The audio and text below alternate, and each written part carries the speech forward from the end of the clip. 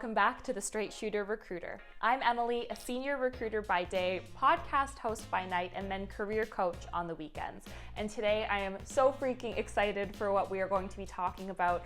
We're talking all things mentors.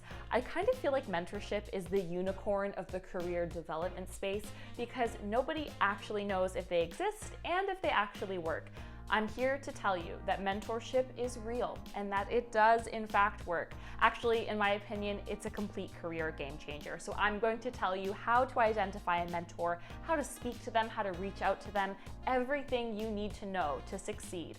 And if you want more career tips and more really awkward dad jokes, you're probably in the right spot. So I'm gonna need you to subscribe, hit that notification bell, give me a little love in those comments. I don't know, it's up to you, but thank you so much for watching and let's get into the good stuff. You might be thinking to yourself, I don't need a mentor. Why do I need a mentor? I'm doing just fine on my own.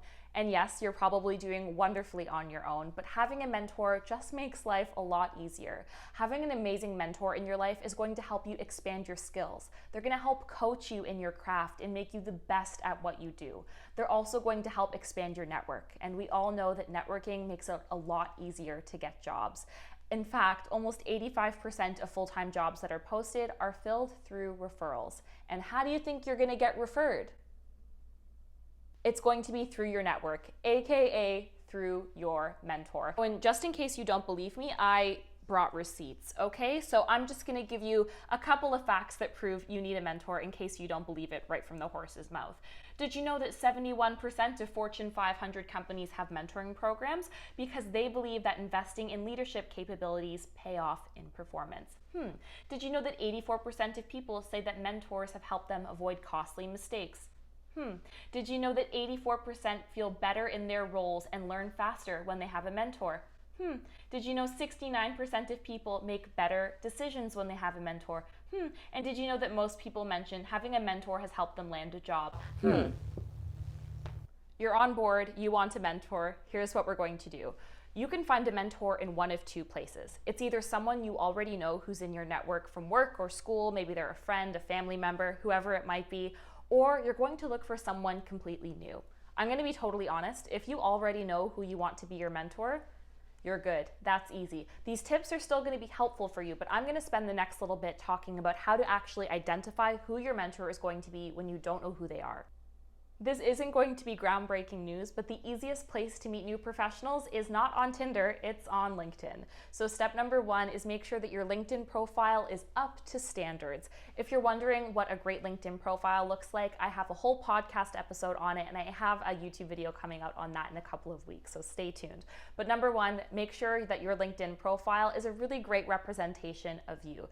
You would not go on a first date with no haircut, really bad clothes, didn't brush your teeth for 2 weeks. No, you're going to show up looking your best. So you want to make sure you keep that energy for your LinkedIn profile before you start reaching out to people. You're also going to have to take a little bit of time to think about why you want to mentor. Are you trying to learn more about the finance industry? Are you trying to figure out what industry you want to get into? Do you want to level up your public speaking skills or maybe your, analytics skills? So actually make a little laundry list of things that you hope to gain. And this is going to be really important when we start to think about who your mentor is actually going to be. Once you know what you want, it's time to start searching up people on LinkedIn who are going to bring that to the table. So for example, if you want a career in capital markets and you're really interested in investment banking, you know that you're going to reach out to investment bankers on LinkedIn. What you're not going to do is reach out to the CEO or the head of the entire department because those people honestly are not going to respond. You want to be thoughtful about what level you're reaching out to. You wouldn't DM Justin Trudeau for an internship with the government of Canada, right? So that's not what we're going to do. Instead, we're going to be really strategic and thoughtful about what level we're actually going to reach out to. So when you go on LinkedIn and you have all of these wonderful thoughts in your head in terms of what you'd like to learn, and you know kind of what jobs might align or bring those skills to the table for you, we're going to take to LinkedIn and we're going to focus on people who are 1 to about 10 years into their career. If you're more professional, if you're kind of well seasoned in your career, you can definitely reach out to people at all levels, but especially for those new graduates, for those interns I'm talking to right now, make sure that you're focusing on people who are 1 to about 10 years into their career. They're just more likely to respond. Once you've found someone that's in a field you're interested in, has the skills on their profile that you're looking for, and is also at an appropriate level based on what you're looking for, it's time for us to shoot our shot. Yep, we're going to reach out to them directly.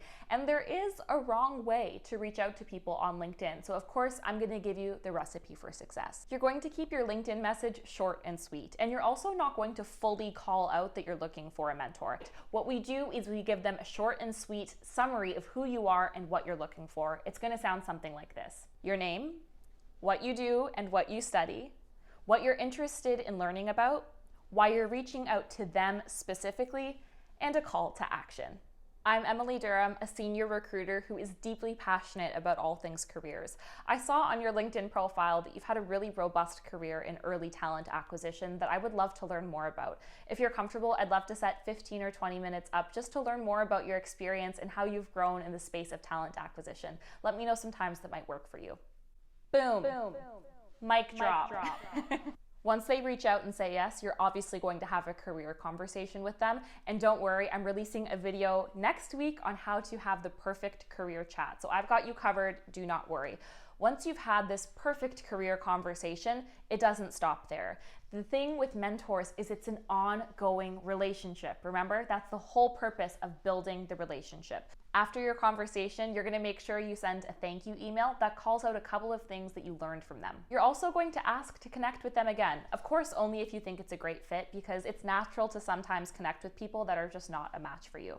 And in a couple of months, maybe 2 or 3 months after your first conversation, you're going to ask to meet up again, whether it's virtually or over the phone. Now this time, you're going to spend a little bit more time getting to know them, perhaps outside of work. You might ask them a little bit more about what they did over the last couple of months, if they went on any vacations or read any interesting books. And in between your meetings, you're actually going to connect with a lot of their content on LinkedIn, or maybe even send them articles you think they might think are interesting. And most critically, you're going to ask for help if you need it. If you need help with someone perhaps reviewing your resume or referring you for a job, this is where you start to build that relationship and be vulnerable and ask for that help. A lot of people ask me, so at what point does this person even become my mentor? Because I just feel like I'm stalking them. And it's totally normal for this to feel like a kind of forced process, but trust me, after 2 or 3 times of meeting with this person, it's not going to feel like you're bugging them anymore, because that relationship is just naturally going to form and it's naturally going to evolve. You don't necessarily have to sit down with them and say, "Will you be my mentor?"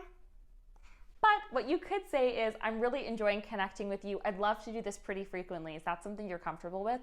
Chances are they're going to say yes. I know for me personally, I'm way too awkward to ask someone straight up if they want to be my mentor. So instead what I do is just meet with them pretty regularly, keep them kind of in my circle, go to them when I need help or if I have questions, and we're kind of like unofficial mentors, and it works just as well. So, Smarty Pants, how is this supposed to help me get a job? This just sounds like I'm making a new friend.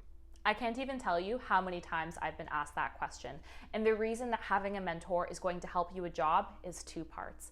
Part number 1, remember at the beginning of the video where I said you have to be really intentional about what you're trying to learn or what you're trying to gain. If you've been really strategic with that, for example, you need to work on your public speaking skills in order to get your dream job, you will make sure that the conversations that you're having with your mentor are focused on that. You'll make sure that you're actually taking time to build out those skills. And if you're doing that, chances are you're practicing enough that you're going to end up getting the job you want.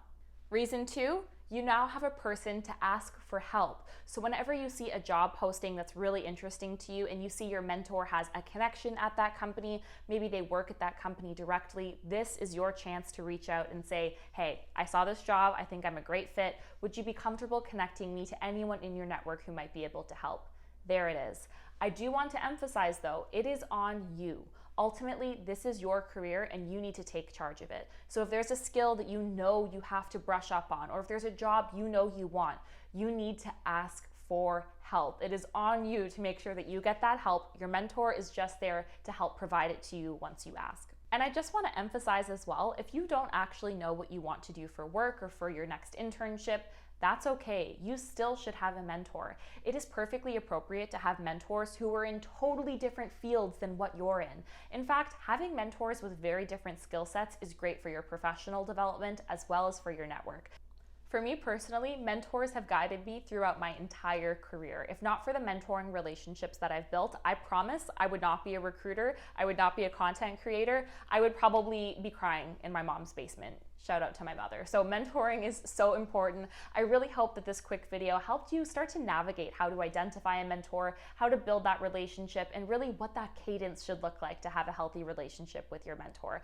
Don't forget, I have more videos coming on how to reach out to people on LinkedIn, how to have great career conversations, and so much more. So please subscribe, like, hit the notification bell, and let me know what you thought of this video in the comments. I will talk to you soon. And also, happy holidays! This should be going up the week of the, what day is it?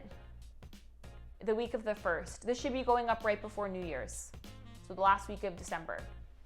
Happy New Year's, by the way. This year's been a dumpster fire. Anyways, clearly I need a coffee or a glass of wine or both. Thank you so much for hanging out with me, and I will talk to you soon.